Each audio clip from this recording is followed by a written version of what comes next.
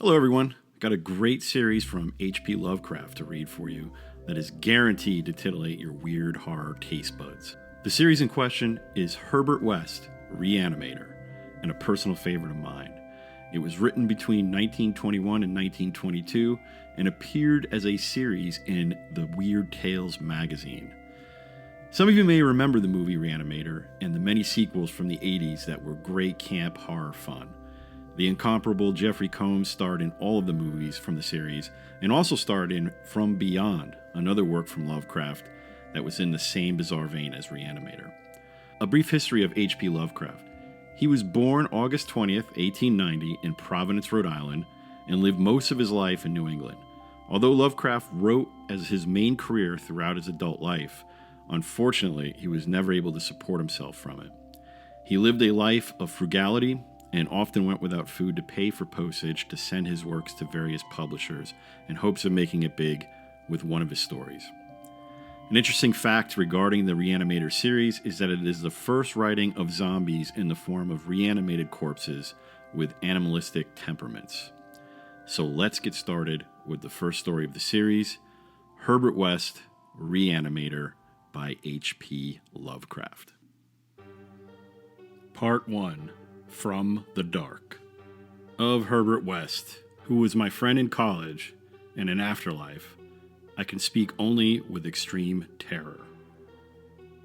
This terror is not due altogether to the sinister manner of his recent disappearance, but was engendered by the whole nature of his life work, and first gained its acute form more than 17 years ago, when we were in the third year of our course at the Miskatonic University Medical School in Arkham. While he was with me, the wonder and diabolism of his experiments fascinated me utterly, and I was his closest companion. Now that he is gone and the spell is broken, the actual fear is greater. Memories and possibilities are ever more hideous than realities.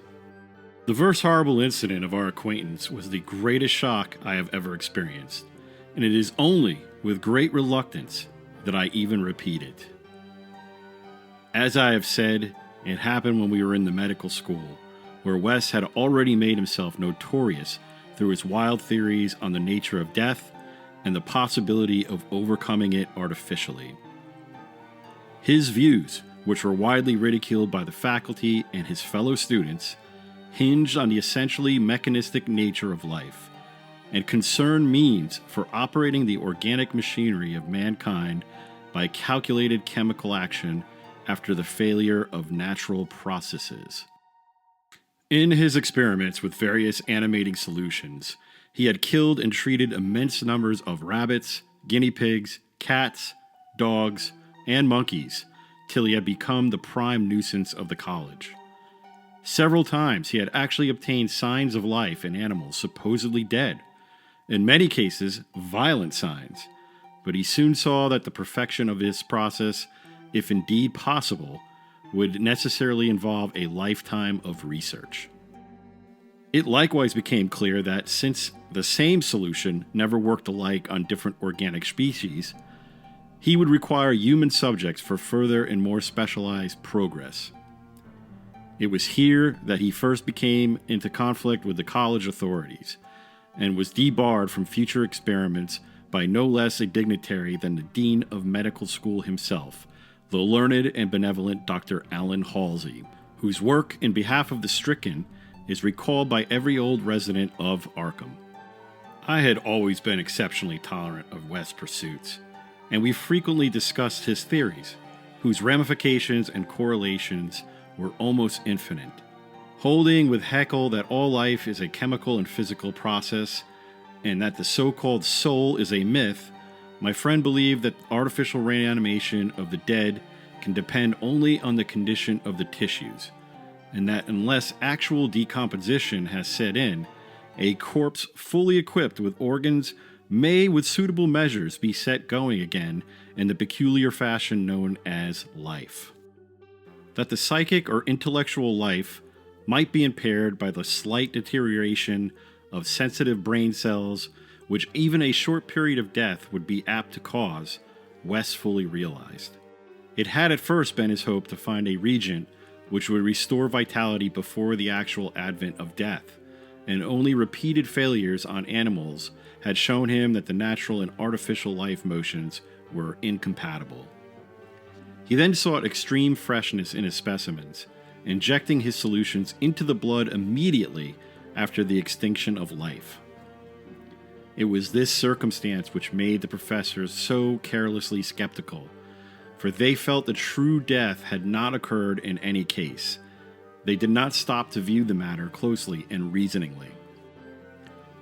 It was not long after the faculty had interdicted into his work that West confided to me that his resolution to get fresh human bodies in some manner and continue in secret the experiments he could no longer perform openly.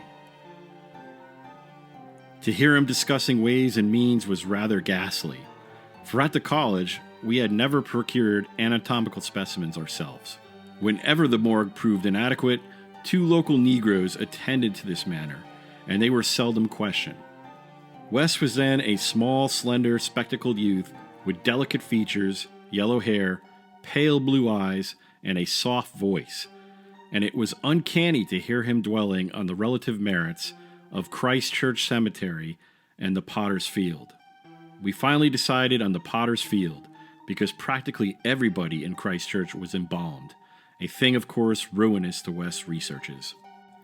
I was by this time his active and enthralled assistant, and helped him make all his decisions, not only concerning the source of bodies, but concerning a suitable place for our loathsome work.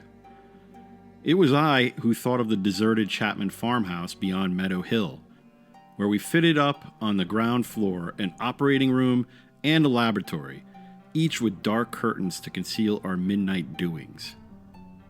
The place was far from any road and in sight of no other house, yet precautions were none the less necessary, since rumors of strange lights, started by chance and nocturnal roamers, would soon bring disaster on our enterprise.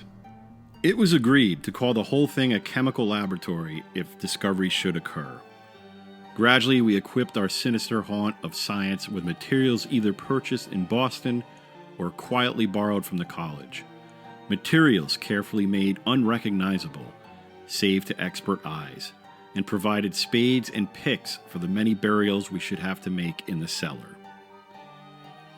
At the college, we used an incinerator, but the apparatus was too costly for our unauthorized laboratory.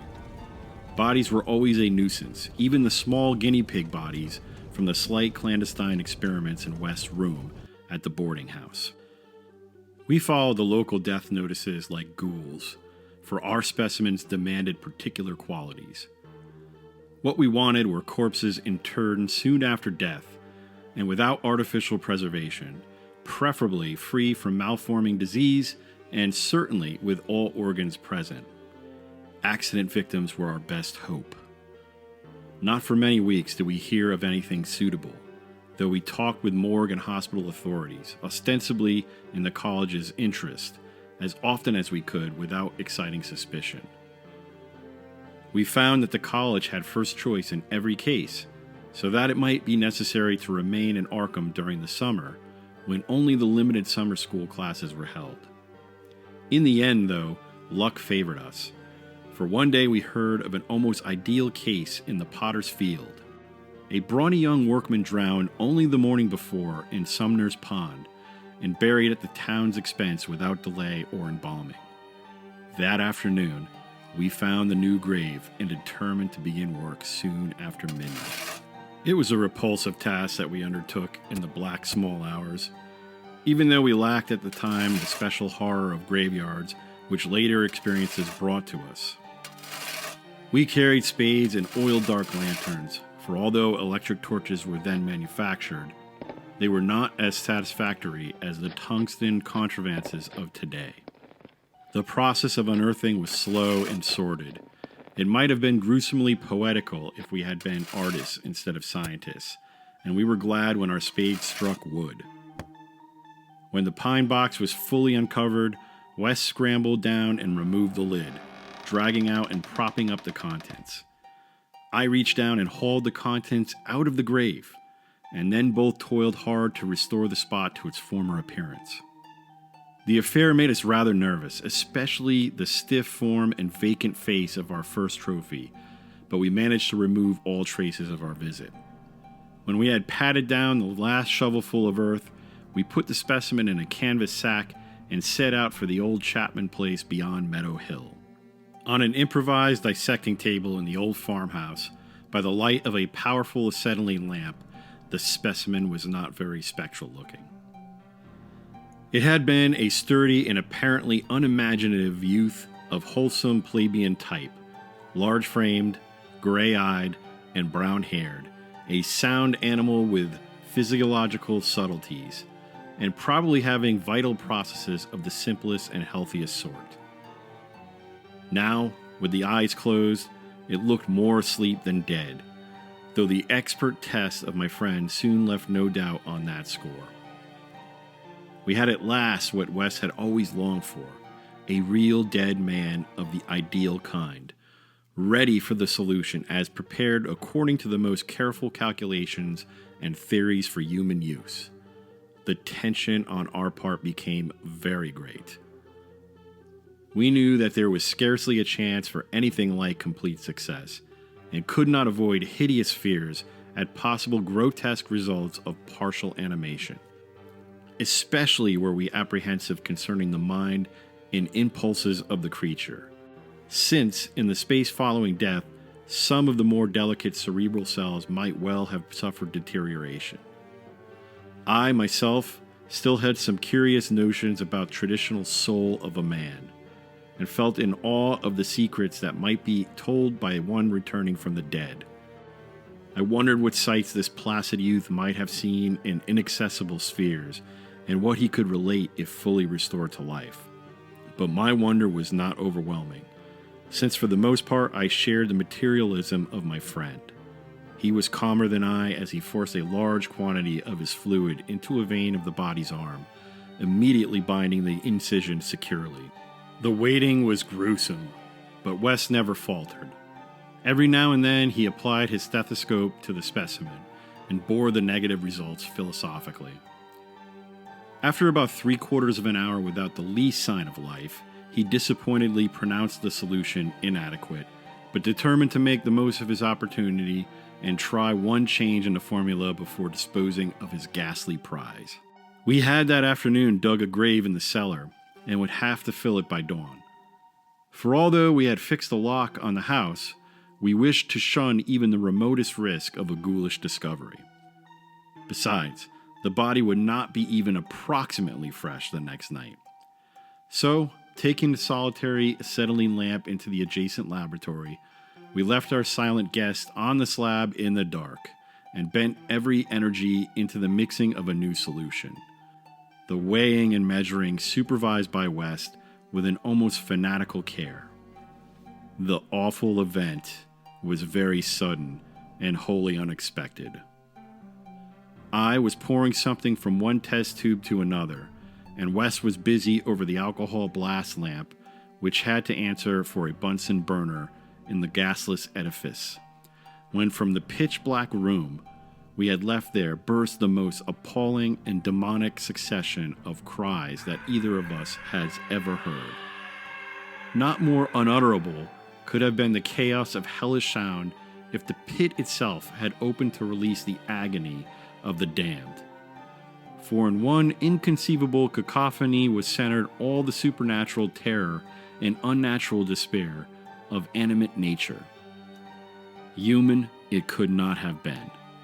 It is not in man to make such sounds, and without a thought of our late employment or its possible discovery, both Wes and I leapt to the nearest window like stricken animals, overturning tubes, lamp, and retorts, and vaulting madly into the starred abyss of the rural night. I think we screamed ourselves as we stumbled frantically toward the town, though as we reached the outskirts, we put on a semblance of restraint, just enough to seem like belated revelers staggering home from a debauch. We did not separate, but managed to get to West's room, where we whispered with the gas up until dawn. By then we had calmed ourselves a little with rational theories and plans for investigation so that we could sleep through the day, classes being disregarded. But that evening, 2 items in the paper, wholly unrelated, made it again impossible for us to sleep. The old deserted Chapman house had inexplicably burned to an amorphous heap of ashes that we could understand because of the upset lamp. Also, an attempt had been made to disturb a new grave in the potter's field, as if by futile and spadeless clawing at the earth. That we could not understand, for we had patted down the mold very carefully. And for 17 years after that, West would look frequently over his shoulder and complain of fancied footsteps behind him. Now, he has disappeared.